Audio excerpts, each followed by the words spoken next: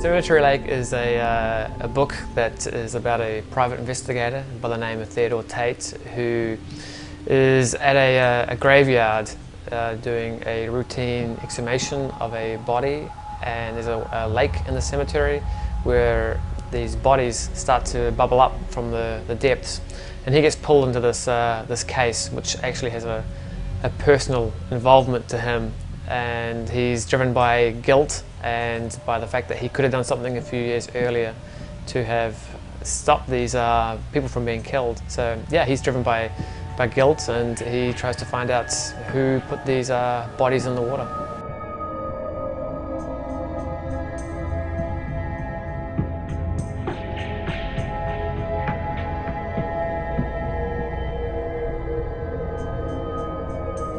Did that for a few reasons.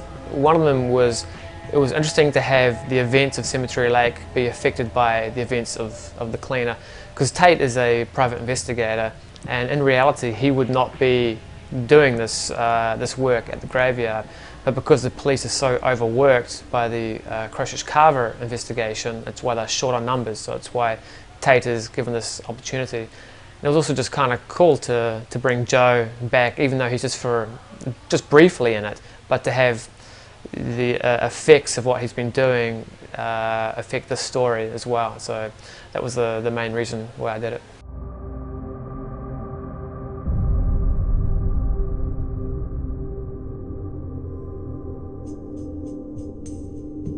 Theodore Tate is this, he's a private investigator. He used to be a policeman a couple of years earlier. He's driven by guilt. He's always looking for redemption. Has this, at heart, he's a really moralistic guy. The problem is that he does bad things to make good things happen. So he will, in the course of the previous few years, he's killed people. He will continue to kill people in the following books. He feels bad about it, but these are bad people. That he was always doing bad things, but at his core to make the right things happen. And he is always searching for this redemption, which is, I always kind of just keep him fighting for, but always keep it away from him. It's this endless reach. Although, 3 books into it now with this character, and he is finally starting to find the redemption that he needs, but again, it's very hard for him to reach.